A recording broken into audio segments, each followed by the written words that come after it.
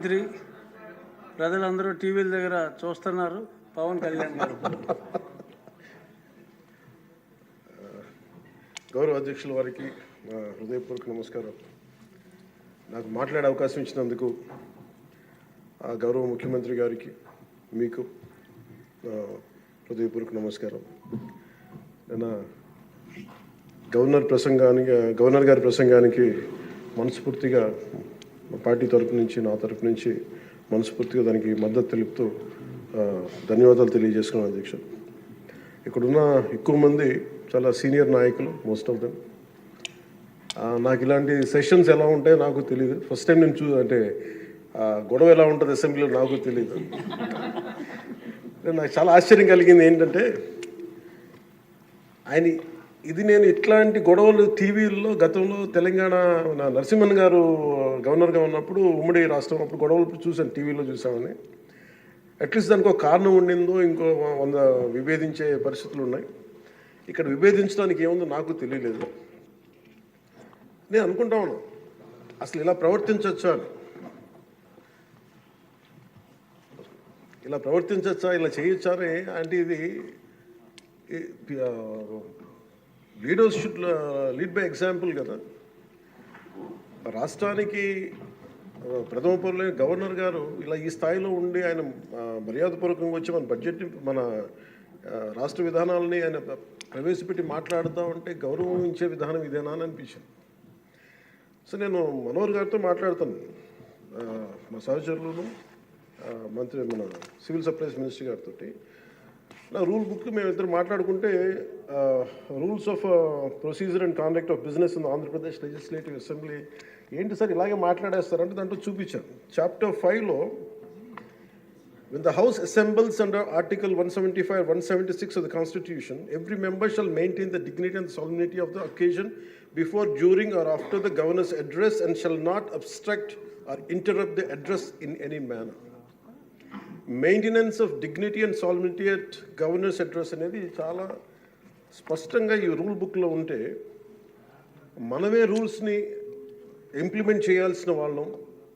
వారికి సంఖ్యాబలం ఉందా లేదా పక్కన పెడితే every member of this house has a responsibility to follow the rules. మనమే కనుక రూల్స్ని బ్రేక్ చేస్తే ఇంక మన ప్రజలకి కానీ చూసే వాళ్ళకి ఏం చెప్తాం.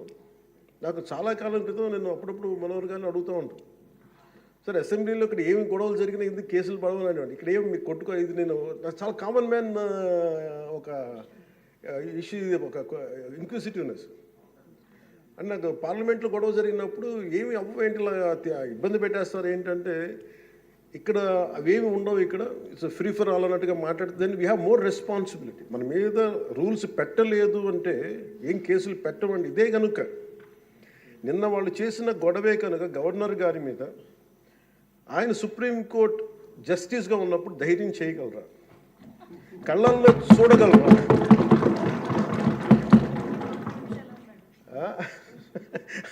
నాకు అది అనిపించింది.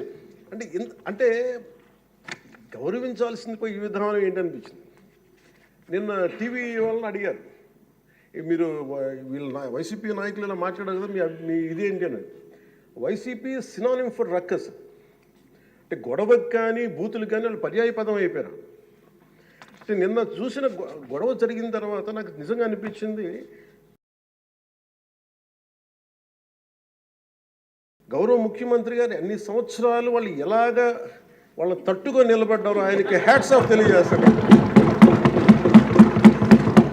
అది ఎంత గట్స్ ఉండాలి, ఎంత దమ్ము ఉండాలి, ఎంత ధైర్యం ఉండాలి. అలాగే నాకు నిన్న గొడవలు జరుగుతుంటే నాకు అనిపించింది, నాకు ఇవే గుర్తొచ్చినాయి అధ్యక్ష. వాళ్ళు ఎప్పుడైతే పేపర్లు విసిరేసి అక్కడ దాకా వచ్చారో నాకు గుర్తొచ్చింది వివేకానంద రెడ్డి గారి హత్య గుర్తొచ్చింది. అంటే వాళ్ళ విధ్వంస విధానం చూశారు. అలాగే ప్రజావేదికని కూల్చిన విధానాన్ని గుర్తొచ్చింది అధ్యక్ష. 200 పైచిలకు ఆలయాలని విధ్వంసం గుర్తొచ్చింది అధ్యక్ష. డాక్టర్ సుధాకర్ గారు చనిపోయిన విధానం గుర్తొచ్చింది అధ్యక్ష. జంగారెడ్డి కల్తీ సారాలో చనిపోయిన చావులు గుర్తొచ్చినాయి అధ్యక్ష. సుప్రీంకోర్టు జడ్జిలతో లెటర్ రాసిన విధానం గుర్తొచ్చింది అధ్యక్ష. వాళ్ళు చేసిన గొడవకి మన హైకోర్టు, ఆంధ్రప్రదేశ్ హైకోర్టు జడ్జెస్ని సోషల్ మీడియాలో బూతులు తిట్టిన విధానం గుర్తొచ్చింది అధ్యక్ష. సోషల్ మీడియా అబ్యూస్ గుర్తొచ్చింది అధ్యక్ష. పత్రికాధిపతులపై దాడులు గుర్తొచ్చినాయి అధ్యక్ష. రివర్స్ టెండరింగ్ గుర్తొచ్చింది అధ్యక్ష. పాలసీ టెర్రరిజం గుర్తొచ్చింది అధ్యక్ష. స్వయాన మీ మీద జరిగిన టార్చరు, దాడులు, ఇబ్బంది పెట్టిన విధానం గుర్తొచ్చింది అధ్యక్ష. మన అడవుల విధ్వంసం గుర్తొచ్చింది అధ్యక్ష. చంద్రబాబు గారిని 53 రోజులు జైల్లో పెట్టి ఇబ్బంది పెట్టిన విధానం గుర్తొచ్చింది అధ్యక్ష. అమరావతి రైతుల్ని దారుణంగా రక్తాలు చెలా కొట్టి కేసులు పెట్టింది గుర్తొచ్చింది అధ్యక్ష.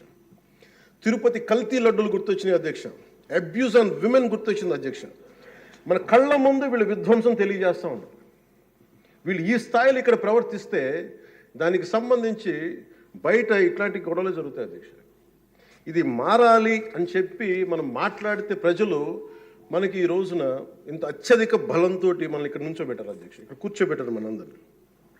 దీనికి గౌరవ ముఖ్యమంత్రి గారు ప్రదేశాలు చెప్తూ ఉంటారు. అలాగే ఇది మినిమం గవర్నమెంట్, ఇది మన నరేంద్ర మోదీ గారు చెప్తారు, గౌరవ ప్రధానమంత్రి, minimum government and maximum governance అని. దాంట్లో భాగంగానే చాలా గ్రేట్ అడ్మినిస్ట్రేటివ్ రిఫార్మ్స్ పట్టుకొచ్చారు. ఈ రోజున వాట్సాప్ గవర్నెన్స్ కూడా ముందుకు తీసుకెళ్ళడానికి ఆయన అనుభవం. అంటే మేము ఈ ప్రభుత్వం చేస్తున్నది అధ్యక్ష, ఎక్కడా కూడా ప్రభుత్వం ప్రజలకి సామరస్యపూర్వకంగా ఉండాలి, ఎక్కువ సానుకూలంగా ఉండాలి, ఎక్కువ బాధ్యతలు పెట్టాలి, ఎక్కువ బరువు పెట్టకూడదు అనే విధంగా గౌరవ ముఖ్యమంత్రి గారి ఆధ్వర్యంలో నడుస్తూ ఉంది ప్రభుత్వం. మేమందరం ఆయనకి సహాయ సహకారాలు అందిస్తూ ఉన్నాం అధ్యక్ష. Governor his excellency Abdul Nazeer గారికి రాష్ట్ర ప్రభుత్వ అధిపతిగా గవర్నర్ హోదాలో శాసనసభను ఉద్దేశించి రాష్ట్ర అభివృద్ధి భవిష్యత్ నమూనాను దిశానిర్దేశం చేసినందుకు వారికి నా హృదయపూర్వక కృతజ్ఞతలు. అలాంటి ఉన్నతమైన వ్యక్తి ఇస్తున్న సందేశాన్ని చూసి వైసీపీ వాళ్ళు బాయ్కాట్ చేయడం చాలా దురదృష్టకరం. ఇలాంటి ఆయన చూస్తూ ఉన్నాను అధ్యక్ష. ఇట్లాంటి ఇబ్బంది పెట్టే సమయంలో కూడా ఆయన ఆరోగ్యం కూడా సరిగ్గా లేదు, జ్వరం వచ్చిన సమయంలో కూడా ఆయన ఎంత ఇబ్బంది పెడుతుంటే ఆయన చాలా సక్సెస్ఫుల్గా ఆయనకి ఇచ్చినందుకు మనస్ఫూర్తిగా వారికి నా ధన్యవాదాలు, నా కృతజ్ఞతలు తెలియజేస్తాను. చట్టసభలు దేవాలయాలు లాంటివి రాజ్యాంగాన్ని పరిరక్షించేందుకు 5 కోట్ల ఆంధ్రప్రదేశ్ రాష్ట్ర ప్రజల భవిష్యత్తుని నిర్ణయించే వేదిక ఇది. అలాంటి సభను హుందాగా నడిపించాలని కూటమి ప్రభుత్వం అధికారులకు వచ్చిన రోజు నుంచి తరచుగా చెప్తూ గౌరవ ముఖ్యమంత్రి గారు పదే మా అందరికీ దిశానిర్దేశం చేస్తూ ఉంటారు.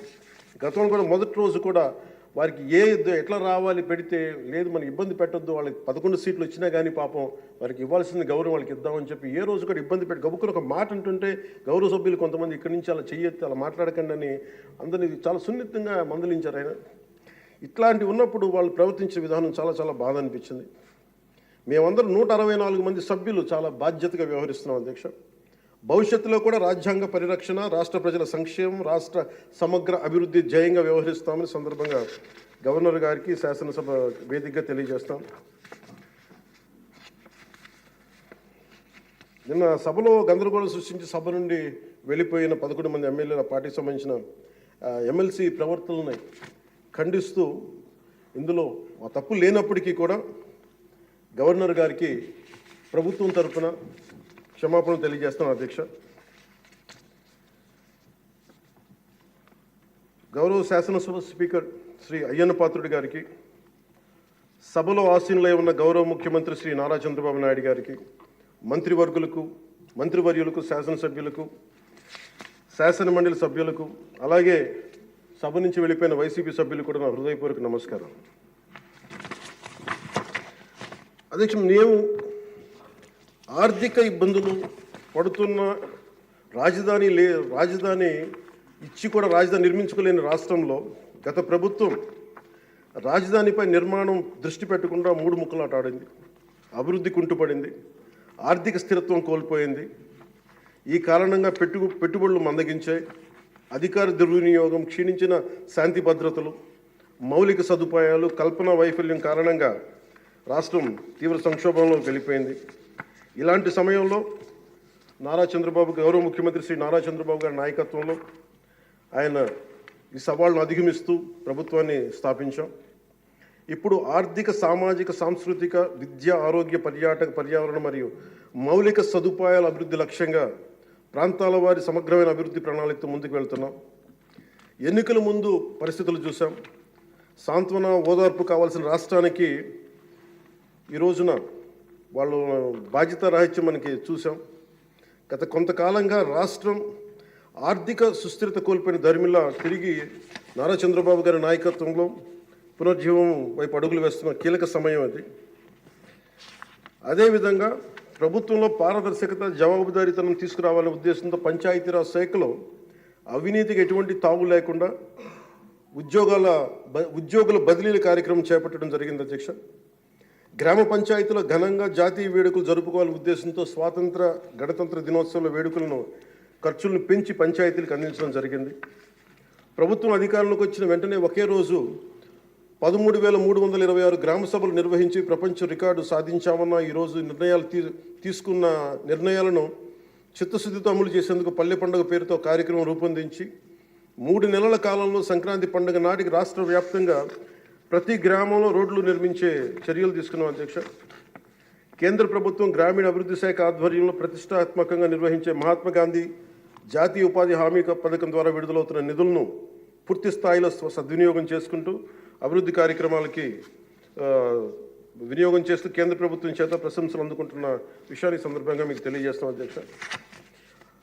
దాదాపు 4,500 కోట్ల వ్యయంతో 30,000 అభివృద్ధి కార్యక్రమాలను ప్రారంభించి రాష్ట్ర వ్యాప్తంగా 4,300 కిలోమీటర్ల సీసీ రోడ్లు నిర్మాణం చేపట్టడం జరిగింది అధ్యక్ష. గత ప్రభుత్వం 5 ఏళ్ల హయాంలో 1,800 కిలోమీటర్ల సీసీ రోడ్లు నిర్మాణం చేస్తే కేవలం 6 నెలల కాలంలో గౌరవ ముఖ్యమంత్రి శ్రీ నారా చంద్రబాబు గారి నాయకత్వంలో కూటమి ప్రభుత్వం 4,300 కిలోమీటర్ల నిర్మాణం చేపట్టింది. ఇప్పటికీ 3,000 కిలోమీటర్లు పూర్తి కాగా ఇంకో 1,300 కిలోమీటర్ల రోడ్ల నిర్మాణం ముగింపు దశకి చేరుకునే అధ్యక్ష. ఇవే కాకుండా పాడి రైతుల ఆదాయాన్ని పెంచేలా పాడి పశువులకి రక్షణ కల్పించే ఉద్దేశంతో రాష్ట్ర వ్యాప్తంగా 22,500 గోకులాలని నిర్మాణం చేపట్టడం జరిగింది అధ్యక్ష. గత ప్రభుత్వం 5 ఏళ్ల కాలంలో కేవలం 268 మినీ గోకులాలు మాత్రమే నిర్మించింది అధ్యక్ష. వాళ్ళు 5 సంవత్సరాల కాలంలో వాళ్ళు నిర్మించింది 268 మినీ గోకులాలు అధ్యక్ష. ఎన్డీఏ ప్రభుత్వం నారా చంద్రబాబు గారి నాయకత్వం వచ్చింది 22,500 గోకులాల మీద నిర్మాణం చేపట్టడం జరిగింది. అలాగే పంచాయతీరాజ్ శాఖ నుంచి ప్రత్యేకించి గత ప్రభుత్వం ప్రతి శాఖలో కూడా అవినీతిని నిధుల మళ్లింపు, దుబారా ఖర్చులు, నిర్లక్ష్య ధోరణి, భవిష్యత్ అవసరాలపై దృష్టి పెట్టకపోవడం వంటి కారణాలతో రాష్ట్ర భవిష్యత్తు వెనక్కి వెళ్ళింది అధ్యక్ష. దాని మీద గవర్నర్ గారి ప్రసంగం గ్రామీణాభివృద్ధి ప్రాముఖ్యత గురించి చాలా బలంగా నొక్కి చెప్పారు. రాష్ట్ర అభివృద్ధి గ్రామాలే బలమైన పునాదికి ఈ ప్రభుత్వం నమ్మి ఆచరించి చూపిస్తుంది. గ్రామ సభల నిర్వహణ, ఉపాధి హామీ పనులు, గ్రామీణ మౌలిక వనరుల అభివృద్ధి, తాగునీటి సరఫరా, పారిశుద్ధ్య సౌకర్యాల ఒక ఉద్యమంగా పల్లి పండుగను ముందుకు తీసుకెళ్తున్నాం అధ్యక్ష. ఈ ప్రయత్నాల ద్వారా విజన్ 2047కి అనుగుణంగా మన రాష్ట్రంలోనే దేశంలోనే నెంబర్ 1 లక్ష్యంగా నిలబెట్టాలని మనస్ఫూర్తిగా మేమందరం కృషి చేస్తున్నాం అధ్యక్ష. అదేవిధంగా రాష్ట్రంలో ప్రతి ఇంటికి స్వచ్ఛమైన తాగునీరు అందించేందుకు ప్రతి ఇంటికి పంప్ కనెక్షన్, నీటి కనెక్షన్ ఇవ్వాలనే ఉద్దేశంతో కేంద్ర జలశక్తి సహకారంతో ఆధ్వర్యంలో చేపట్టిన జల్ జీవన్ మిషన్ గత ప్రభుత్వం నిర్వీర్యం చేశారు. దాన్ని ఎక్కడ పైప్ లైన్లు వేస్తున్నాం, ఎందుకు వేస్తున్నాం కూడా తెలియకుండా నీటి వనరులు లేని చోట పైప్ లైన్లు వేశారు. అలా నిధులను చాలా దుర్వినియోగం జరిగింది. ఇప్పుడు దాన్ని ముందుకు తీసుకెళ్తున్నాం అధ్యక్ష. అలాగే మేము వచ్చినప్పుడు ఎన్నికల సమయంలో కుల గణన మాత్రమే కాదు, యువతలో నైపుణ్య గణన జరగాలని మేమందరం కోరుకున్నాం అధ్యక్ష, గౌరవ ముఖ్యమంత్రి గారి ఆధ్వర్యంలో. దాని ప్రకారమే విద్యాశాఖ మంత్రి, హెచ్ఆర్డి మినిస్టర్ శ్రీ గౌరవ మంత్రివర్యులు శ్రీ నారా లోకేష్ గారి ఆధ్వర్యంలో ఈ రోజున ఇక్కడ మనకి మంగళగిరిలో దాన్ని పైలట్ ప్రాజెక్టుగా ఈ స్కిల్ డెవలప్మెంట్కి సంబంధించిన సెన్సస్ జరుగుతూ ఉంది అధ్యక్ష. మనస్ఫూర్తిగా వారికి నా ధన్యవాదాలు కృతజ్ఞతలు తెలియజేస్తాను అధ్యక్ష. అలాగే ఆయన నాయకత్వంలో వీసీల నియామకం 10 మెరిట్ ఓరియంటెడ్, బీసీలని కాదు అన్ని కులాలకి న్యాయం జరిగేలాగా దాదాపు 10 మంది మెరిట్ ఓరియంటెడ్ వీసీలు నియమించింది మనస్ఫూర్తిగా వారికి నా అభినందనలు తెలియజేస్తాను అధ్యక్ష. అదేవిధంగా సామాన్యులకి వైద్య ఖర్చులు భారం కాకూడదనే ఉద్దేశంతో ఎన్నికలు ఇచ్చిన హామీ ప్రకారం 25 లక్షలు, 2.5 లక్షల నుంచి 25 లక్షల ఆరోగ్య బీమా అందించే లక్ష్యంతో ప్రణాళికని సిద్ధం చేస్తున్నందుకు మనస్ఫూర్తిగా ముఖ్యమంత్రి గారికి నా ధన్యవాదాలు తెలియజేస్తాను. ఇందులో భాగంగా గత ప్రభుత్వం 1000 రూపాయలు పెన్షన్ పెంచడానికి 5 ఏళ్ల సమయం తీసుకుంటే కూటమి ప్రభుత్వం అధికారంలో వచ్చిన నెల రోజుల్లోనే గౌరవ ముఖ్యమంత్రి శ్రీ నారా చంద్రబాబు నాయుడు గారి నాయకత్వంలో 1000 రూపాయలు పెన్షన్ పెంచి ప్రభుత్వ యంత్రాంగంలోనే 1వ తేదీనే పెన్షన్ పంపిణీ కార్యక్రమాన్ని చాలా దిగ్విజయంగా పూర్తి చేయగలుగుతుంది. అలాగే ఆడబిడ్డలకు ఇచ్చిన మాట నిలబెట్టుకుంటూ సంవత్సరానికి 3 ఉచిత గ్యాస్ సిలిండర్లని అందజేస్తున్నాం అధ్యక్ష. అలాగే భారత సంస్కృతి మూలం వసుదైక కుటుంబం.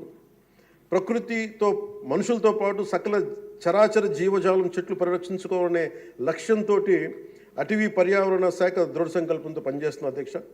రాష్ట్రంలో పచ్చదనాన్ని 50% పెంచే ఉద్దేశంతో రాష్ట్ర వ్యాప్తంగా సుదీర్ఘకాలం జీవించే దేశీయ మొక్కల్ని పెంపకం చేపట్టడం జరిగింది. అలాగే ప్రత్యేక దృష్టి మనకి మన్యం, పార్వతీపురం, చిత్తూరు జిల్లాలో కూడా అటవీ ఏనుగుల నుండి రైతులు తరచుగా ఎదుర్కొంటున్న సమస్యలను పరిష్కరించేందుకు కర్ణాటక రాష్ట్ర ప్రభుత్వంతో కూడా forest minister Karnataka forest minister Eshwar Khandre గారికి కూడా నేను వెళ్ళి కలవడం జరిగింది అధ్యక్ష. వారికి మనకు సంబంధించి ఇక్కడ టీమ్ చేయడానికి అక్కడ కుంకి ఏనుగుల్ని మనకి తీసుకొచ్చేందుకు మనం చర్యలు తీసుకుంటా ఉన్నాం అధ్యక్ష. ఈరోజు నిన్న రాత్రి ముఖ్యంగా చిత్తూరు మన అన్నమయ్య జిల్లాలో జరిగింది. చాలా బాధ కలిగిన తర్వాత 3 చనిపోయారు. దీనికి ప్రత్యేకంగా ఇప్పుడే సమీక్ష నిర్వహించి వస్తున్నాను అధ్యక్ష. ఇది మీ ద్వారా ప్రజలందరికీ కూడా తెలియజేయాలనుకుంటుంది ఏంటంటే, కొన్ని ప్రత్యేకమైన ఈ దేవాలయాలు కానీ కొన్ని అటవీ దాని కింద ఉన్నాయి అటవీ భూభాగము. నిన్న జరిగిన ఇన్సిడెంట్ అధ్యక్ష, అది రెగ్యులర్ రూట్ వాళ్ళు వాళ్ళది అధ్యక్ష.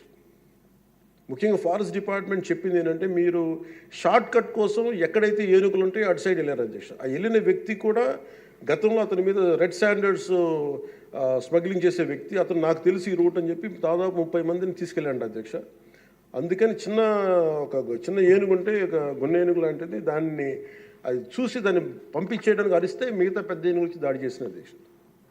అందుకే ప్రత్యేకించి ఈ ఏనుగులు సంచరించే ప్రాంతాల నుండి ప్రజలందరికీ కూడా మీ ద్వారా నేను తెలియజేస్తుంది, మీరు ప్రిస్క్రైబ్డ్ రూట్స్లోనే మీరు దయచేసి ఫారెస్ట్ ఎవరైతే నిర్దేశించిన రహదారిలోనే వెళ్ళండి మీరు అని చెప్పి మీరు దయచేసి మీ ఉద్దేశం తెలియజేస్తాం. లేదంటే అవి వాటి ఉంటున్న ఏరియాలోకి మన ప్రాంతాల్లోకి వెళ్ళి మనం ఆపదను కొని తెచ్చుకుంటామని మీకు తెలియజేస్తూ వాళ్ళకి ప్రజలు కూడా దీన్ని తెలుసుకోవాలని మీ ద్వారా తెలియజేస్తాం అధ్యక్ష. ప్రభుత్వం వచ్చిన వెంటనే గత ప్రభుత్వం అటవీ శాఖ మంత్రిగా పనిచేసిన వాళ్ళు కూడా 77 ఎకరాలు అధ్యక్ష, 77 ఎకరాల అటవీ భూమిని వాళ్ళు అన్యాక్రాంతం జరిగింది అధ్యక్ష. గౌరవ ముఖ్యమంత్రి నారా చంద్రబాబు గారి నాయకత్వంలో తిరిగి 77 ఎకరాలు మనం సీజ్ చేయడం జరిగింది అధ్యక్ష. తిరిగి దానికి తగ్గ శిక్షలు పడేలాగా చర్యలు తీసుకుంటాం అధ్యక్ష. గత ప్రభుత్వం తరచుగా ఎర్రచందనం స్మగ్లింగ్ గురించి వింటూ ఉండేవాళ్ళం. విదేశాల్లో ఎన్నోసార్లు మన రాష్ట్ర సంపద నుంచి ఎర్రచందనం పట్టుబడింది. ఉదాహరణకి మీకు ఒక సంఘటన చెప్తాను అధ్యక్ష. ఎంత నెగ్లిజెంట్గా ఉన్నారంటే, నేను కుంకి ఏనుగుల గురించి కర్ణాటకకి వెళ్ళాను అధ్యక్ష. వెళ్తే అక్కడ కర్ణాటక ఫారెస్ట్ డిపార్ట్మెంట్ వాళ్ళు చెప్తుంది ఏంటంటే, వాళ్ళకి థ్యాంక్ యూ చెప్తున్నారు. థ్యాంక్ యూ అని మీ వల్ల 125 కోట్ల ఆదాయం వచ్చిందని చెప్తున్నారు మీ ఆంధ్రప్రదేశ్ వల్ల. నాకు అర్థం కాలేదు ఏంటి సార్ అంటే, మనకి పచ్చని మన ఎర్రచందనం చెట్లు కొట్టేసి కర్ణాటకకి వెళ్ళిపోయినాయి. అక్కడ కర్ణాటక ఫారెస్ట్ డిపార్ట్మెంట్ వాళ్ళు పట్టుకొని దాన్ని వాళ్ళు స్వాధీనం చేసుకొని 2 విడతలుగా ఒకసారి 100 కోట్లు ఇంకోసారి 25 కోట్లు మన ఎర్రచందనాన్ని స్వాధీనం చేసుకొని వాళ్ళు ట్రెజరీలోకి జమ అయింది అధ్యక్ష. మన ఫారెస్ట్ డిపార్ట్మెంట్ అధికారులు కూడా తెలియదు అధ్యక్ష. ఇంకా ఆయన అటవీ శాఖ మంత్రి గురించి చెప్పకలే, ఆయన 77 ఎకరాలు స్వాధీనం చేసుకున్నారు కాబట్టి అనేకనంతం జరిగిపోయింది, ఆయన పట్టించుకునే మైండ్లో లేడండి. అంటే ఇంత అడ్డగోలు దోపిడీ జరిగింది అధ్యక్ష. మన ఫారెస్ట్ డిపార్ట్మెంట్ కూడా నేను అడిగే వరకు నేను వెళ్ళి ఆ రోజు రివ్యూ చేయకుండా ఉండుంటే, ఆ రోజు వెళ్లకుండా కానీ ఉండుంటే ఈ విషయం ఎప్పటికీ బయటకు వచ్చినది కాదు అధ్యక్ష. ఇలాంటి ఎన్ని జరిగినాయో కూడా దీని మీద గౌరవ ముఖ్యమంత్రి గారు ప్రత్యేకించి, ఇది లా అండ్ ఆర్డర్ సంబంధించిన విషయం కూడా కాబట్టి మీరు ప్రత్యేక దృష్టి పెట్టాలి ఫారెస్ట్ డిపార్ట్మెంట్ అనేది కూడా నేను మీ దృష్టికి తీసుకొస్తాను గౌరవ స్పీకర్ వారి ద్వారా. అలాగే వన్యప్రాణుల సంరక్షణ, వాటి ఆక్రమణ వేటను నిషేధించేందుకు అటవీ శాఖ చాలా కఠినంగా వ్యవహరిస్తుంది అధ్యక్ష. తీర ప్రాంతాలను పరిరక్షించేందుకు మడ అడవుల పెంపకంపై ప్రత్యేక దృష్టి పెట్టడం జరిగింది.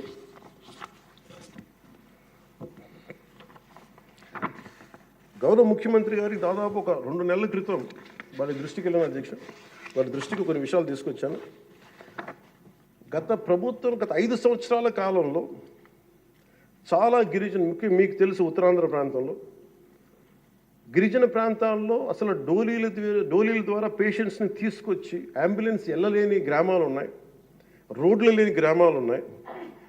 చాలామంది మనకి న్యూస్ పేపర్లో మనకి న్యూస్ వచ్చేది, డోలీల ద్వారా తీసుకొచ్చి వాళ్ళు ఇబ్బంది పడే విధానం, దారిలోనే వాళ్ళకి డెలివరీ అయిపోయే పరిస్థితి, చాలా ప్రమాదకరమైన పరిస్థితులు ఉంటే గౌరవ ముఖ్యమంత్రి గారు అపాయింట్మెంట్ తీసుకుని ఒకసారి చెప్పాను, సార్ మన దగ్గర ఆర్థిక పరిస్థితి అన్నీ తెలిసి కూడా నేను ఆయన ఒత్తిడి పెట్టడానికి వెళ్ళాను.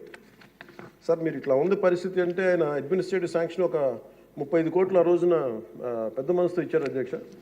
ఆ తర్వాత అలాగే మన కేంద్రంలో కొన్ని స్కీమ్స్ ఉన్నాయి, వాటన్నిటి ద్వారా తీసుకెళ్ళి ముందు రోడ్లు వేస్తే అధ్యక్ష ఈ రోజున ఇది మీ దృష్టికి తీసుకొస్తున్నాం ప్రజలందరికీ మీ ద్వారా. రహదారి నిర్మాణంతో ఇన్ని 7 దశాబ్దాల కాలంలో సార్ తొలిసారిగా అంబులెన్స్ కూత విన్న గిరిజన గ్రామం పొలంగూడ అధ్యక్ష. సకాలంలో అంబులెన్స్ రావడంతో నిమిషాల్లో ఆసుపత్రికి చేరుకొని ఆరోగ్యమైన మగబిడ్డకి జన్మనిచ్చేది ఒక గిరిజన మహిళ. గత ప్రభుత్వ హయాంలో గ్రామీణ అభివృద్ధి కోసం కేటాయించిన నిధులను దారి మళ్లించడం కారణంగా ప్రజల అభివృద్ధికి నోచుకోలేకపోయారు అధ్యక్ష. కానీ గత ప్రభుత్వ తప్పిదాలను సరిచేస్తూ అధికారులకు వచ్చిన రోజు నుండి గ్రామీణ అభివృద్ధి లక్ష్యంగా వికసిత్ భారతంలో ఏ ఒక్క గ్రామం కూడా అభివృద్ధికి స్వర్ణాంధ్ర ఉన్న ఏ గ్రామం కూడా అభివృద్ధికి దూరం కాకూడదు అన్న సంకల్పంతో గౌరవ ముఖ్యమంత్రి శ్రీ నారా చంద్రబాబు నాయుడు గారి నేతృత్వంలో రాష్ట్ర ప్రభుత్వం కృత నిశ్చయంతో పనిచేస్తున్న అధ్యక్ష. గిరిజన గ్రామాలు, కొండ ప్రాంతాల్లో డోలీ మోతలు ఈ ముగింపు పలికే దిశగా ఆంధ్రప్రదేశ్ ప్రభుత్వం పంచాయతీరాజ్ గ్రామీణాభివృద్ధి శాఖ ఆధ్వర్యంలో చేపట్టిన మౌలిక సదుపాయాల కల్పనలో భాగంగా శ్రీకాకుళం జిల్లా కొత్తూరు మండలం గుట్టుపల్లి నుండి పొలంగూడ వరకు నూతన బీటీ రోడ్డు నిర్మాణం కొరకు మహాత్మా గాంధీ జాతీయ ఉపాధి హామీ పథకం కింద 21-22 ఆర్థిక సంవత్సరంలో మంజూరు చేయడం జరిగింది అధ్యక్ష. దీనిని సీతంపేట గిరిజన సంక్షేమ ఇంజనీరింగ్ డిపార్ట్మెంట్ ఏజెన్సీ పని పూర్తి చేయాల్సి ఉంది. నూతన ప్రభుత్వం ఏర్పడిన తర్వాత అధికార యంత్రాంగంతో సమీక్షలు నిర్వహించి ఏ రోడ్లు అయితే చేయలేదో కొన్ని రోడ్లని ప్రత్యేకించి ఒక రోడ్డుని ఎన్నుకొని ఈ రోడ్డు నిర్మాణం పూర్తి చేసేందుకు కావాల్సిన చర్యలు తీసుకోవడం జరిగింది అధ్యక్ష.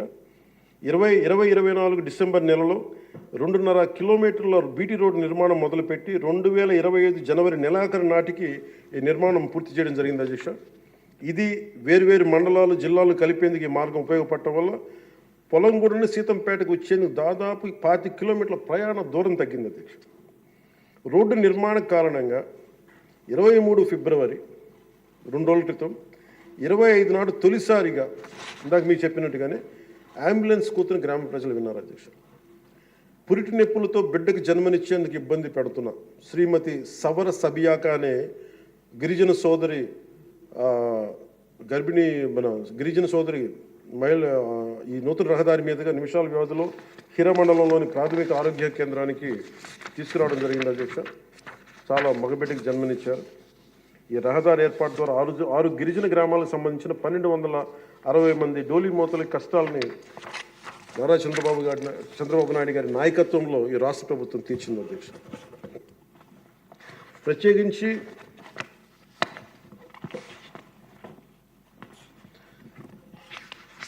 ప్రధానమంత్రి గారికి ప్రత్యేక ధన్యవాదాలు మనందరికీ తెలియజేయాల్సిన, గౌరవ సభ్యులందరికీ తెలియజేయాల్సిన బాధ్యత ఉంది. ఆంధ్రప్రదేశ్ గత వారి పాలనలో, వైసీపీ పాలనలో నలిగిపోతున్న దశలో ఏ ఒక్కరికి కూడా నేను ఎంత నిర్లక్ష్యంగా, ఎంత దుర్మార్గంగా ప్రవర్తించిన విధానం ఇక్కడే చట్టసభలో అలా ప్రవర్తిస్తున్న రియల్ లైఫ్లో మీకు వాస్తవానికి వాళ్ళు ఎలా చేశారో తెలుసు. ఇలాంటి పరిస్థితుల్లో ఇంకొకసారి వాళ్ళ ప్రభుత్వం వస్తే పరిస్థితులు ఏమవుతాయి?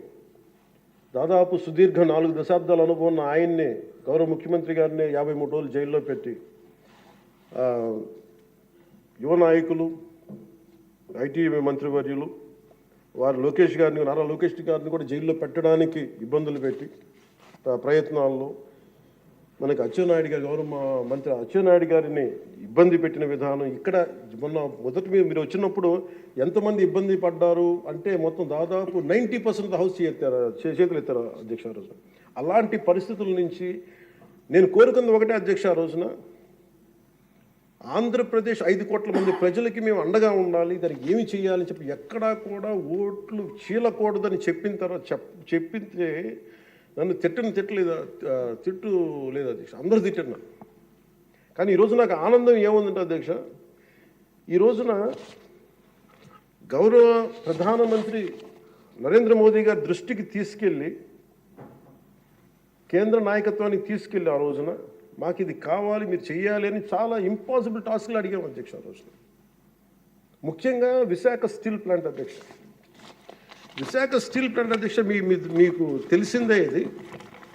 కానీ ఒకసారి మనందరం కూడా దీన్ని గుర్తు చేసుకోవాల్సిన అవసరం చాలా ఉంది అధ్యక్ష. ఇది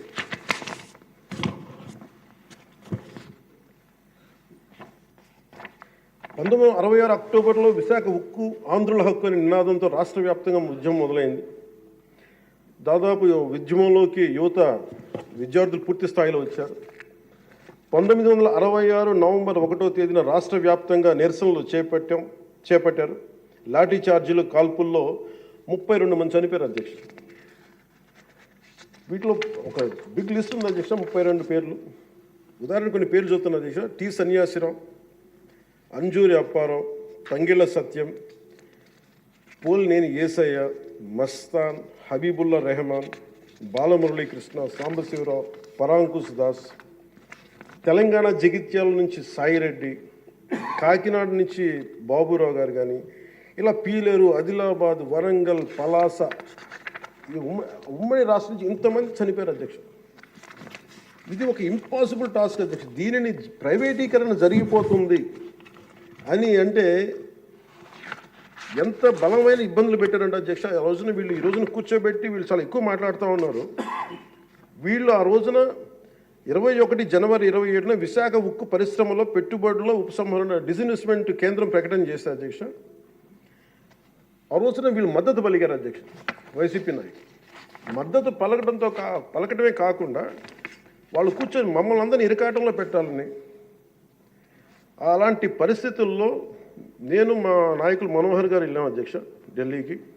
వెళ్ళి ఇక్కడ సభ జరిగింది. సభ జరిగితే మేము ఆ రోజున కేంద్ర మంత్రి, హోంమంత్రి శ్రీ అమిత్ షా గారిని కలిసాం అధ్యక్ష. ఉక్కు ప్రైవేటీకరణపై నిర్ణయం మీరు పునరాలోచించుకోమని చెప్పాము అధ్యక్ష. ఒకటే చెప్పాము అధ్యక్ష, ఈ రోజున ఇంతమంది చనిపోయారు, దాదాపు 32 మంది. మా ఆంధ్రప్రదేశ్లో తెలంగాణకి తెలంగాణ అన్న భావం ఉండదు. మా ఆంధ్రప్రదేశ్కి దురదృష్టం ఏంటో దౌర్భాగ్యం తెలియదు. మాకు ఎప్పుడు కులాల భావం తప్ప మేము ఆంధ్రులు అనే భావన మాకు లేదు. ఒకే ఒక్క చోట ఆంధ్రులు అనే భావం ఎక్కడ వస్తుందంటే విశాఖ స్టీల్ ప్లాంట్ ఒక్క దగ్గరే ఆంధ్రులు అనే భావన వస్తుంది. అంటే మేము అది నేను చాలాసార్లు అనుకుంటూ ఉంటాను అధ్యక్ష, ఎందుకు విశాఖ ఉక్కు అనుకనే ప్రతి ఒక్కరికి ఒక ఏకత ఉంటుంది, దాంట్లో ఐడెంటిటీ ఎందుకు ఉంటుందని ఆలోచిస్తే అధ్యక్ష 32 మంది యువకుల బలిదానం, దాని శక్తి దానికి ఉంటుంది అధ్యక్ష. అది కదిపేస్తుంది. అలాంటిది నేను ఒకటే చెప్పాను, మేము వెళ్ళి సార్ ఇది కనుక మీరు చేయగలిగితే అది ఎవరి చేతుల్లో లేదు, అది మీరు పెద్ద మనసుతో ఆలోచించి డిస్ఇన్వెస్ట్మెంట్ చేయమంటే వాళ్ళు ఒకటి చెప్పారు అధ్యక్ష. మేము గతంలో మీరు ఈ మినీరత్న కంపెనీ ఉంది అధ్యక్ష, దానికి డ్రెడ్జింగ్ కార్పొరేషన్ ఆఫ్ ఇండియా అని, దాన్ని తీసుకోగలిగా కానీ దీన్ని తీసుకోలేమని చెప్పి మాకు కూడా ఏం చెప్పారంటే అధ్యక్ష, ఇది ఇంపాసిబుల్ అన్నట్టుగానే చెప్పారు అధ్యక్ష ఆ రోజున. కానీ నేను 2 చేతులు జోడించి మా ప్రయత్నం మేము చేసాం అధ్యక్ష. అదృష్టవశాత్తు గౌరవ ముఖ్యమంత్రి గారు ముందుకు తీసుకెళ్లారు అధ్యక్ష. ఈ ప్రపోజల్ని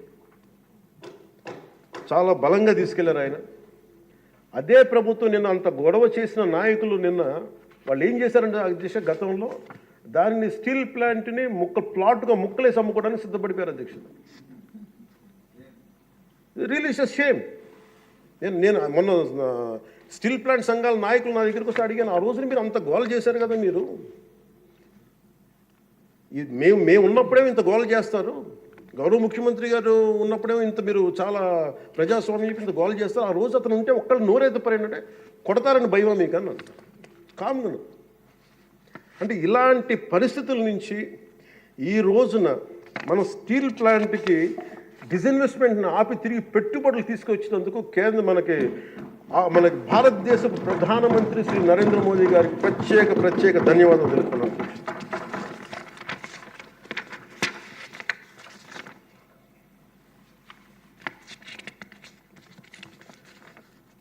ఆ రోజు విశాఖ స్టీల్ ప్లాంట్ పరిరక్షణకి అఖిల పక్షం ఏర్పాటు చేయాలని మేము అడిగితే అధ్యక్ష వాళ్ళకి గత ప్రభుత్వ నాయకుల్ని రాష్ట్ర ప్రభుత్వం స్టాండ్ ఏమిటో చెప్పాలంటారు. విశాఖ స్టీల్ ప్లాంట్ ప్రైవేటీకరణ జరగకుండా ఉంటే ఎలా ఆపుతారు చెప్పాలని, ఇలా కళ్ళబుల్లి కబుర్లు చెప్తే చూస్తూ ఊరుకోమని వాళ్ళకి మాట్లాడారు అధ్యక్ష. వైసీపీ నాయకులు కేంద్రం మా మాట వినదని చెప్పారు అధ్యక్ష. పదవులు కావాలి, బెయిల్ కావాలని అడిగితే స్టీల్ ప్లాంట్ ఎక్కడి నుంచి వస్తుంది అధ్యక్ష? కేంద్ర ప్రభుత్వం ప్రవేశపెట్టిన ప్రతి బిల్లుకి మద్దతు ఇస్తున్నప్పుడు స్టీల్ ప్లాంట్ కోసం ప్రత్యేకంగా గనులు ఎందుకు అడగలేదని వాళ్ళు నిలదీశారు అధ్యక్ష. రోజు మేము చెప్పాను మీకు ఒక కార్యాచరణ ప్రకటించండి. మాకు ఆ రోజున ఒక ఎమ్మెల్యే, ఆ ఎమ్మెల్యే కూడా మీరు తీసేసుకున్నారు. వైసీపీకి ఉన్నారు, మీకు టీడీపీకి ఉన్నారు. ఆ రోజు 175 మంది ఎమ్మెల్యేలు, 25 మంది ఎంపీలు. ఒక ఐక్య కార్యాచరణ ప్రకటించండి అంటే అండగా ఉంటామని చెప్తే కూడా వాళ్ళు కాపాడుకోలేపారు అధ్యక్ష. కానీ నారా చంద్రబాబు గారి నాయకత్వం మేము కాపాడుకున్నాం అధ్యక్ష. స్టీల్ మేము చాలా గర్వంగా చెప్పగలం, చాలా గర్వంగా చెప్పగలం అధ్యక్ష. అలాగే దీన్ని ప్రత్యేకించి అధ్యక్ష,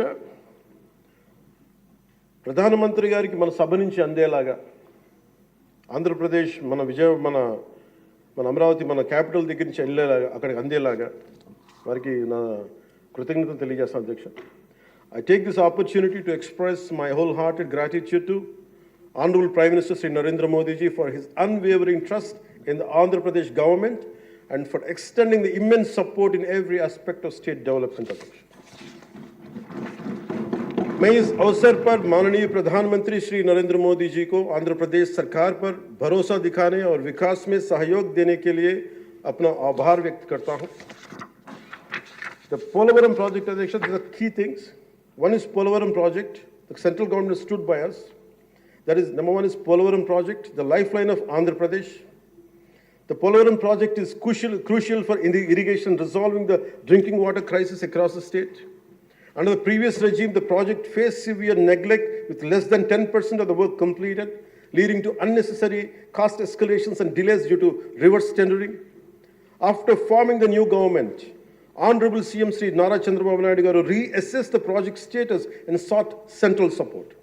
The central government under the leadership of Sri Narendra Modi ji responded immediately, approving 12,157 crore for 24-25 and 5,936 crore for 25-26, ensuring rapid progress towards completion. The second one is Jal Jeevan Mission, Adhyaksha, safe drinking water for every household. The mission aims to provide 55 liters of safe drinking water per person daily through tap connections across 95.44 lakh households in Andhra Pradesh. The previous government failed to achieve even 1% progress in 5 years. The central government has sanctioned 27,000 crore for phase 1, boosting implementation efforts. The Andhra Pradesh government also has requested 54,000 crore for phase 2 and successfully advocated for an extension of the mission till 2028. And we acknowledge and we thank Honorable Prime Minister Sri Narendra Modi. Another major development projects worth 2.8 lakh crores.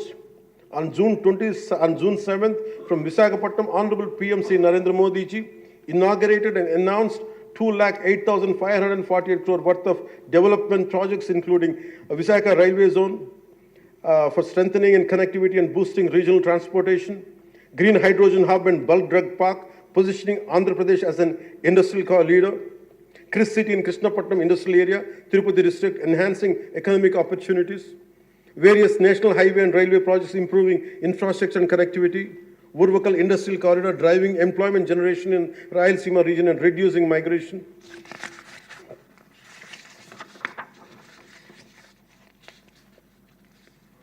Visakha steel plant, as I said, sir, it holds a very great emotional connection.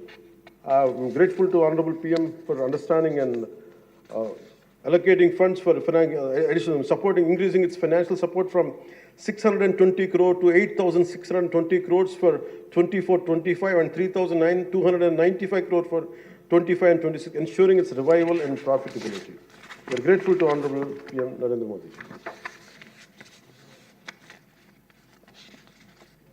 The central government has actively promoted regional heritage through Man Ki Baat and pilgrimage rejuvenation and spiritual heritage augmentation drive initiative, which is called, in short, the acronym is PRASAD initiatives.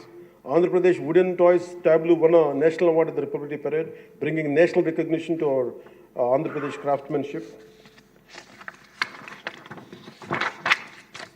Commitment towards Vikasit Bharat 2047 on behalf of 5 crore Andhra Pradesh people, we express gratitude to Honorable PM Sri Narendra Modi ji for his unwavering trust in our state government under the leadership of Sri Nara Chandrababu Naidu garu. Under his visionary leadership, Andhra Pradesh is committed to contributing towards a $2 trillion economy as a part of Vikasit Bharat 2047. We all will work relentlessly to achieve Swarnandhra 2047, ensuring a prosperous and a developed Andhra Pradesh.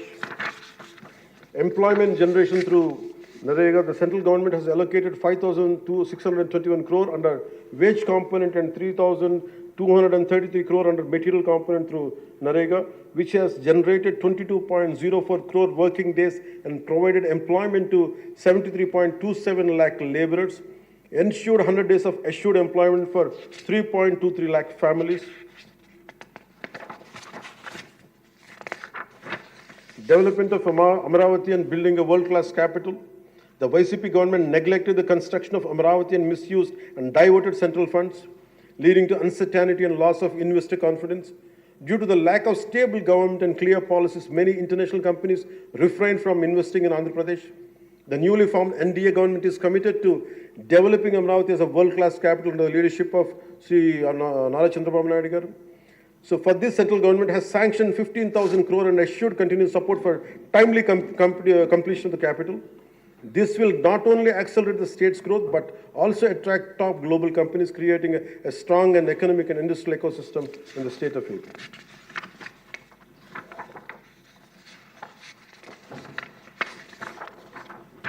So once again, my sincere thanks to Honorable Sri PM Sri Narendra Modi ji and all esteemed central ministers for their support in transforming Andhra Pradesh into a growth powerhouse.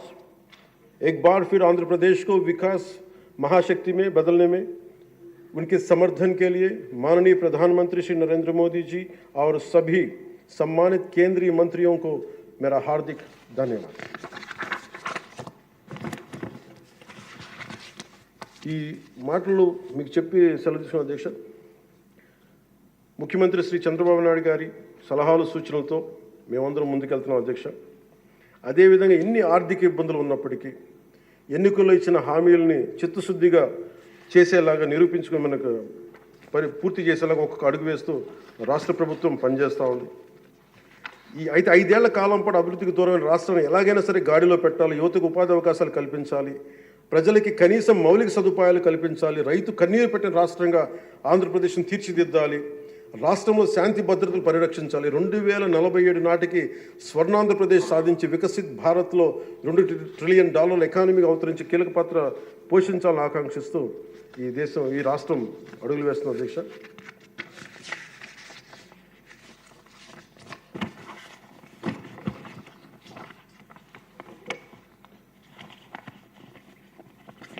చాలా నలిగి వచ్చాము అధ్యక్ష. మీ మీద కూడా కేసులు పడ్డాయి, మిమ్మల్ని కూడా ఇబ్బంది పెట్టారు. ఇలాంటి సమయంలో one caution all of us, వ్యక్తిగతంగా నేను తీసుకున్న అధ్యక్ష, నా పార్టీ వ్యక్తులు కూడా చెప్తా ఉన్నాను, ఇది ప్రజలకు కూడా తెలియజేస్తాం. గత 5 సంవత్సరాల కాలం నలిగిపోయాం అధ్యక్ష. మేమందరం గౌరవ ముఖ్యమంత్రి గారు ఎంత నలిగిపోయారు మనందరికీ తెలుసు. ఎంత ఇబ్బంది పడ్డారు, ఇంట్లోంచి ఆడవాళ్ళు బయటికి రావాలంటే ఇబ్బంది పడ్డారు, రాష్ట్రంలో నవ్వు లేదు, భయాలు ఉన్నాయి. అలాంటి స్థాయి నుంచి మేమందరం కలిపి ప్రజల విశ్వాసాన్ని చేరుకున్నాం అధ్యక్ష. వీళ్ళు నిలబడతారని ఒక మనందరం తీసుకోవాల్సిన మా అందరికీ కూడా నేను పదే నాకు చెప్పుకుంటాను అధ్యక్ష. అది సంకీర్ణ ప్రభుత్వాలు చాలా ఛాలెంజింగ్ అధ్యక్ష. ఒక పార్టీ అయితే ఇబ్బంది లేదు, కానీ మన అదృష్టమో ఏదో దురదృష్టమో తెలియదు, కానీ సంకీర్ణ ప్రభుత్వం వచ్చింది మనది. అది ఎటు తీసుకున్నా కానీ our commitment is for people అధ్యక్ష. ఎన్నిసార్లు కూడా చాలాసార్లు గౌరవ ముఖ్యమంత్రి గారికి నన్ను ఇబ్బంది పెట్టి చాలామంది చాలా రకాల వ్యాఖ్యలు చేసినప్పటికీ కూడా మేము బలంగా కలిసి ఉంటాం అనడానికి ఇది వారి గురించో నా గురించో లేదంటే లోకేష్ గారి గురించి ఇంకెవరి గురించే కాదు. ఇది we have committed for people అధ్యక్ష. మేము ఆంధ్రప్రదేశ్ ప్రజల కోసం మేము నిలబడి ఉన్నాం అధ్యక్ష. ఇబ్బందిగా ఉంటాయి కొన్ని కానీ సంకీర్ణ ప్రభుత్వం కలిసి లేకపోతే మటుకు ప్రజలకి మేము ద్రోహం చేసిన వాళ్ళం అధ్యక్ష. ఎట్టి పరిస్థితుల్లో కూడా అధ్యక్ష మేము మీకు మాటిస్తున్నాం, ప్రజలకు మేము మీ ద్వారా మాటిస్తున్నాం. మాలో ఎన్ని ఇబ్బందులు ఎన్ని ఇట్లాంటివి వచ్చినా ఎవరన్నా మాట్లాడిన గౌరవ సభ్యులు ఎవరన్నా మాట్లాడిన మేము వీటిని అధిగమించి ప్రజల్లో మన్నను చూరుకొని 15 సంవత్సరాలు ఖచ్చితంగా మా ఎన్డీఏ ప్రభుత్వం ఉంటుంది. ఎన్ని ఇబ్బందులు ఉన్నప్పటికీ కింద పడతాం మీద పడతాం, అవి మా ఇంటి విషయాలు అధ్యక్ష, అవి మన ఇంటి విషయాలు, అవన్నీ మన ఎన్డీఏ కూటమి విషయాలు, మన కుటుంబ విషయాలు. కింద పడతాం మీద పడతాం, ఒక మాట అనొచ్చు ఇంకోటి అనొచ్చు, నాకు ఏం అభ్యంతరం. కానీ ఇంకొకసారి మటుకు గవర్నర్ గారికి గౌరవం ఇవ్వని వ్యక్తుల పార్టీ మటుకు ఈ సభలో అడుగు పెట్టకూడదు, వాళ్ళకి ఇప్పుడు అధికారం రాదు. దీంట్లో మనం ప్రజాస్వామ్యం కేవలం ఎన్నికల విజయాలతో పరిపూర్ణం కాదు అధ్యక్ష. మంచి పరిపాలన అందించాలంటే జవాబుదారీతనంతో కూడిన చర్చలు అవసరం అధ్యక్ష. ప్రతిపక్షం అనేది లేదు. నేను చెప్పాను, మాకంటే ఒక సీట్ వచ్చినా మీరు ప్రతిపక్షంలో కూర్చుంటారు కానీ నేను సంతోషంగా ఉంటానంటే పాపం లేదు. మీ ప్రజలు మీకు ఇవ్వలేదు అవకాశం, లేదు. మాకు దామాషా పద్ధతి ప్రకారం పర్సంటేజ్ ప్రకారమే మాకు ఓట్లు మాకు ప్రతిపక్షం కావాలంటే they should go to Germany అధ్యక్ష. అక్కడ ప్రాసెస్ ఉంది, అక్కడ ఫెసిలిటీ ఉంది, అక్కడ సౌలభ్యం ఉంది. మీరందరూ తలా ఒక కాంట్రిబ్యూషన్ చేసిన సభ్యులందరూ వాళ్ళకి కూర్చొని ఫ్లైట్ టికెట్ వేసి పంపిస్తాం అధ్యక్ష. అంటే ఇక్కడ మనకున్న, అంటే మనం సరదాగా మాట్లాడుకున్న మనకున్న బాధ్యత, మనమే అధికార పార్టీ, మనమే మన గౌరవ ముఖ్యమంత్రి గారు చెప్పారు అధ్యక్ష, మనమే ప్రతిపక్షంగా కూడా ప్రవర్తించాలని. అంటే నిర్మాణాత్మక ప్రతిపక్షంగా యాజ్ ఎ కాన్షియస్ కీపర్గా. సింగపూర్లో మనకు తెలిసి PIP, people's action party, which is initiated by great leader Lee Kuan Yew, స్వీయ నియంత్రణ కోసం వాళ్ళు అధికారంలో ఉండటం కారణంగా స్వీయ నియంత్రణ కోసం అధికార పార్టీలోని విభిన్నమైన అభిప్రాయాలతో కూడిన చర్చలు చేస్తారు అధ్యక్ష. భారతదేశ స్వాతంత్రం వచ్చాక పార్లమెంటు మొట్టమొదటి సమావేశ సందర్భం ప్రస్తుత సభకి ప్రజలు ఇచ్చిన తీర్పును ప్రతిబింబిస్తుంది. అప్పుడు ఇతర పార్టీ నుండి గెలిచిన అంబేద్కర్ గారిని న్యాయశాఖ మంత్రిగా నియమించారు. ప్రతిపక్ష జనసంఘ్ చెందిన శ్యాంప్రసాద్ ముఖర్జీ నెహ్రూ గారు మంత్రివర్గంలో చేర్చుకున్నారు. వారు బాబు రాజేంద్ర ప్రసాద్ గారిపై అనేక నిర్ణయాలపై విభేదించేవాళ్ళు. ఎమర్జెన్సీ తర్వాత వచ్చిన ప్రభుత్వంలో కాంగ్రెసేతర పక్షాలు వాజ్పేయి గారు కానీ మొరార్జీ దేశాయ్ గారు కానీ చరణ్ సింగ్ గారు విభిన్నమైన పక్షాలు భాగస్వామ్యమైనవి.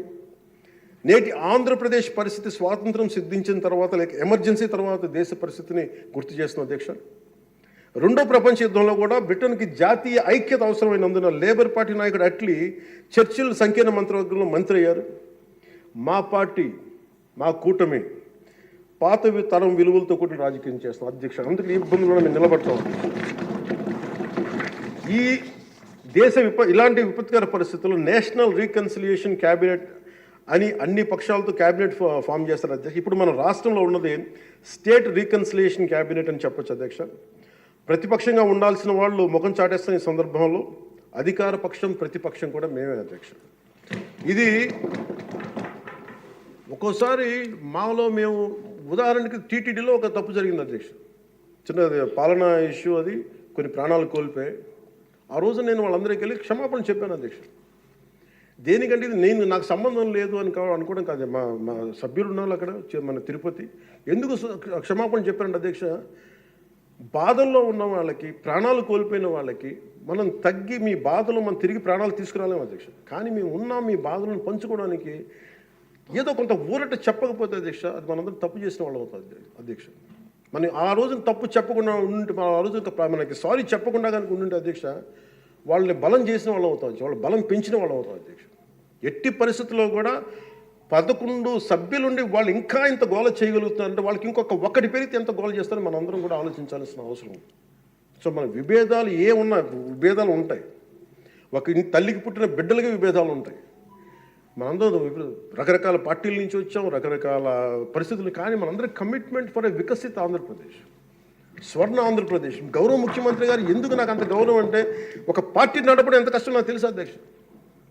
4 దశాబ్దాల నుంచి నేను ఒకవైపు ఆయన చంపి ఆయన ఇబ్బంది పెడతా ఉంటాను. సార్ నాకు ఇది కావాలి, మాకు డబ్బులు ఇవ్వండి. డబ్బులు నా కోసం కాదు, నేను అడిగేది ఏం అడుగుతాను, రోడ్లు కావాలని అడుగుతాం. లేదంటే గౌరవ సభ్యులందరూ నాకు రోజు మా పంచాయతీలో రోడ్లు లేవు, ఈ ఇబ్బందులు ఉన్నాయంటే ఫైనల్గా మళ్ళీ నేను వెళ్ళి ముఖ్యమంత్రి గారే చేయి చేస్తాను. ఆయనేమో పయ్యావుల కేశవ్ గారి వైపు చూస్తారు. ఉదాహరణకి మీకు ప్రతిసారి ఇబ్బంది ఉంటుంది అధ్యక్ష. కానీ వీటన్ని అధిగమించాలంటే we have to show our collective commitment and leadership to the state of Andhra Pradesh and to its people. That is very essential from ఇది మనం. ఎందుకంటే ప్రతిసారి బ్యూరోక్రాట్స్ కూడా మనం బలంగా ఉంటేనే బ్యూరోక్రసీ కూడా చాలా బలంగా పనిచేస్తుంది అధ్యక్ష.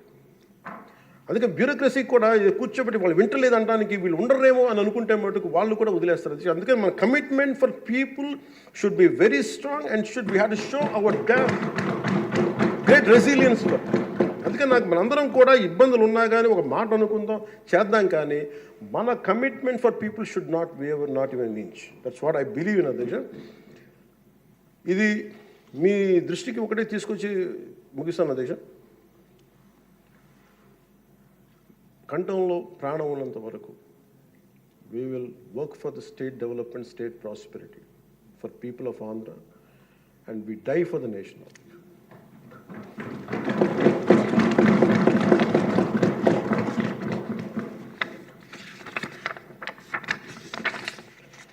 మరోమారు గౌరవ స్పీకర్ గారి ద్వారా గవర్నర్ గారికి మనస్ఫూర్తిగా ధన్యవాదాలు తెలియజేస్తూ ఎప్పటికప్పుడు మీ సలహాలు సూచనలు అందిస్తూ ప్రభుత్వం నుంచి మంచి పరిపాలన అందించేందుకు సహకరిస్తానని ఆశిస్తున్నాను. ముగింపు వాక్యాలుగా ప్రధాని శ్రీ నరేంద్ర మోదీ గారి మాటల్ని గుర్తు చేసుకుంటున్నాం. Good governance with good intentions is a hall mark of a government. Implementation with integrity is our core passion. And ఈ మాటలు చెప్పిన ముగిస్తాను అధ్యక్ష. నాకు అవకాశం ఇచ్చిన గౌరవ స్పీకర్ గారికి, అలాగే గౌరవ ముఖ్యమంత్రి గారికి, గౌరవ సభ్యులందరికీ, పేరు పేరులందరికీ, మంత్రివర్యులందరికీ ధన్యవాదాలు తెలియజేస్తాను. జై హింద్. ముఖ్యమంత్రి గారు మాట్లాడే ముందు సార్ 2 విషయాలు చెప్పాలనుకున్నాను సార్. గతంలో ఉమ్మడి రాష్ట్రంలో మీరు ముఖ్యమంత్రిగా ఉన్నప్పుడు నేను అటవీ శాఖ మంత్రిగా పనిచేసిన సంగతి మీకు గుర్తుంది. అప్పుడు మీరు ఒక కార్యక్రమం చేపట్టారు, అందరికీ సంతోషకర కార్యక్రమం. అది గుర్తు చేయాలని మీ సమావేశం మీకు తెలియజేస్తున్నాను. ఆ రోజుల్లో మీరు గ్రీన్ కార్ప్స్ అని చెప్పి ఒక కార్యక్రమం పెట్టారు సార్. ఇప్పుడు పవన్ కళ్యాణ్ గారు ఆ శాఖలో మంత్రిగా ఉన్నారు, అటవీ శాఖ మంత్రిగా ఉన్నారు. అప్పుడు అటవీ శాఖ ద్వారా కార్యక్రమం చేసాం సార్. అప్పుడు ఉమ్మడి రాష్ట్రంలో సార్ ఉప ముఖ్యమంత్రి గారు 5 లక్షల మంది పిల్లలని సార్ తయారు చేశారు. హై స్కూల్స్ నుంచి జూనియర్ కాలేజ్ నుంచి. విద్యాశాఖ మంత్రి గారు కూడా ఇక్కడ ఉన్నారు సార్, మీరు కూడా వినాలి సార్. 5 లక్షల మంది కుర్రవాళ్ళని పిల్లలు తయారు చేసి గ్రీన్ కార్ప్ అని పేరు పెట్టాం. సార్ ఆఫీసులో కూర్చొని ఒక పిలిపిస్తే 5 లక్షల మంది ఒకే రోజు 5 లక్షల మొక్కలు ప్లాంటేషన్ చేసేస్తారు. అటువంటి కార్యక్రమం అనకూడదు, నోరు జరుగుతుంది నాకు.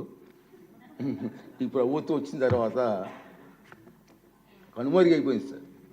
మళ్ళీ ఒకసారి విద్యాశాఖ మంత్రి గారు, మీరు ముఖ్యమంత్రి గారు ఆలోచన చేసి ఆ కార్యక్రమం పెట్టండి సార్. చిన్నపిల్లలు 10th క్లాస్ ఇంటర్మీడియట్ పిల్లలు మొక్కలు నాటే కార్యక్రమాల్లో పర్యావరణం మీద అవగాహన వచ్చే కార్యక్రమం మంచి కార్యక్రమం సార్. దాన్ని మళ్ళీ రివైజ్ చేస్తే బాగుంటుందని చెప్పి నా ఆలోచన.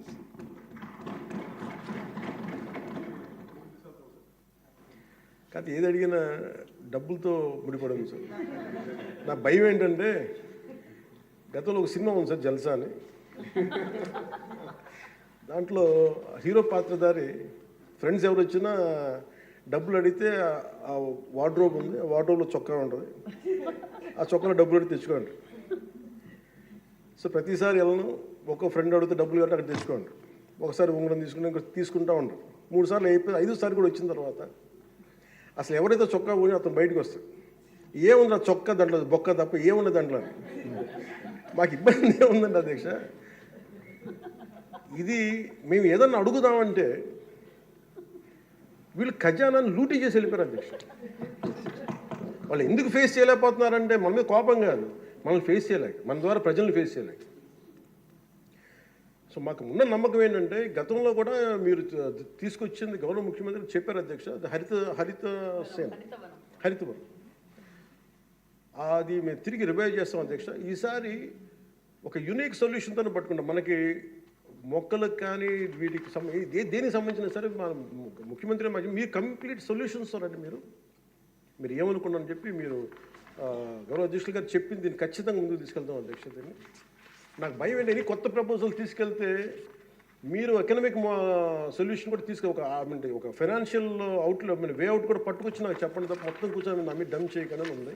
అందువల్ల మీరు చెప్పింది మేము ఎట్లా దాన్ని ముందుకు తీసుకెళ్ళాలని మేము ఆలోచించి వారి దృష్టికి తీసుకెళ్ళి ఇది ఖచ్చితంగా దాన్ని ముందుకు తీసుకెళ్తాం అధ్యక్ష. మీరు చెప్పింది ఒక 10 times ఎక్కువ చేస్తాం అధ్యక్ష. మీరు 500 మేము 50 లక్షలు చేస్తాం అధ్యక్ష. అది ఏదో నాటేసి వెళ్ళిపోవడం కాదు అధ్యక్ష, దాన్ని తిరిగి తీసుకొచ్చి, ఎందుకంటే మాకు ముఖ్యమంత్రి గారు మాకు చాలా క్లియర్ కట్ ఇది ఇచ్చారు అధ్యక్ష, 50% గ్రీన్ కవర్ కావాలనేది. మనం వెళ్ళే లోపు మనకి నెక్స్ట్ ఎన్నికలు వచ్చే లోపు మేము దాన్ని ఖచ్చితంగా దాన్ని పూర్తి చేస్తాం అధ్యక్ష. This our commitment. రెండో విషయం సార్, ఇది విద్యాశాఖ మంత్రి గారు ప్రతి స్కూల్లో సార్ మనం చిన్నప్పుడు ఎన్సీసీ, రెడ్ క్రాస్ రెండు ఉండేది. ఎన్సీసీ, రెడ్ క్రాస్ హై స్కూల్లో కానీ ఇంటర్మీడియట్లో కానీ. ఇప్పుడు అవి లేవు సార్. మళ్ళీ స్టార్ట్ చేస్తే వాళ్ళందరికీ ఒక ట్రైనింగ్ ఇచ్చి కమిట్మెంట్ వస్తుంది సార్. గవర్నమెంట్ ఆఫ్ ఇండియా ఇవ్వాలి. అధ్యక్ష, ఇది మీరు చెప్పింది మంచి సూచన సలహా అధ్యక్ష. ఇది కేంద్ర ప్రభుత్వాలు రాజ్నాథ్ సింగ్ గారిని కూడా మొన్న ఢిల్లీకి వెళ్ళినప్పుడు కలిశాను. మనకి డైరెక్టరేట్ ఇవ్వమని నేను కోరాను అధ్యక్ష. ఆయన అనుకూలంగా స్పందించారు. ప్రతి పాఠశాలలో కూడా ఎన్సీసీ తీసుకురావాలని లక్ష్యంతో పనిచేస్తున్నాం అధ్యక్ష. మీరు రాబోయే రోజుల్లో మార్పు అనేది మీరు గమనిస్తారు అధ్యక్ష. చాలా కమిట్మెంట్తో తీసుకుని, ఎందుకంటే గౌరవ ముఖ్యమంత్రి గారితో అదేవిధంగా పవన్తో కూడా చాలాసార్లు మేము డిస్కస్ చేశాను. స్పోర్ట్స్ ఒక పక్కన, ఎన్సీసీ ఒక పక్కన చేయాలని చెప్పారు అధ్యక్ష. విల్ టేక్ ఇట్ అధ్యక్ష. Thank you sir. నేను రెడ్ క్లాస్లో నేను పని చేశాను సార్ 10th క్లాస్లో సార్. అంటే చాలా బాగా మంచి కార్యక్రమం సార్. మళ్ళీ రివైజ్ చేయాలి. ఏం చేస్తాం. ట్రై చేయి థ్యాంక్ యూ అధ్యక్ష. సార్. ఇప్పుడు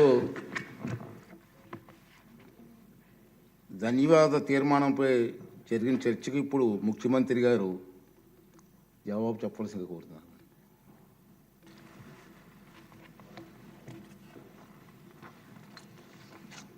అధ్యక్ష,